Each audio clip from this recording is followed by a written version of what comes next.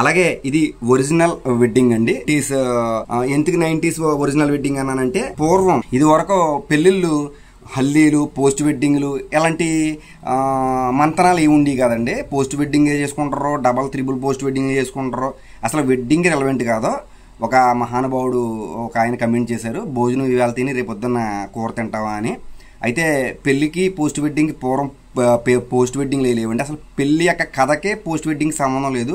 Post వెడ్డింగే తీసుకుంటారో లేకపోతే double post వెడ్డింగే తీసుకుంటారో ఏం తీసుకుంటారో అది మీ నిర్ణయం బట్టి ఉంటుంది. ఈ పెళ్ళికి దానికి సంబంధం ఏముందండి. ఇది మేము ఒరిజినల్ వెడ్డింగ్ అండి. అంటే ఎక్కడ హల్దీలు అటువంటి ఏమీ లేవు.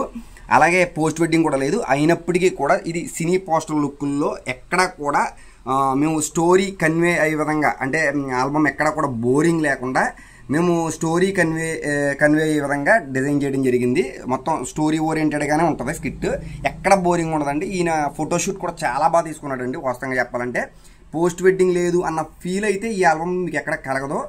మీరు కూడా ఎవరైనా కావాలంటే ఒకసారి ఆల్బమ్ నాకు క్రిష్ ఫోటోగ్రఫీ అని మీ ఫోటోగ్రాఫర్లు ఎవరైనా ఉంటే మీ స్టూడియో పేరు నేమ్ ఎక్కడ నుంచి చేస్తున్నారో క్రిష్ ఫోటోగ్రఫీ అని టైప్ చేస్తే నేను కొన్ని లింక్స్ పెట్టడం అయితే జరుగుతుంది.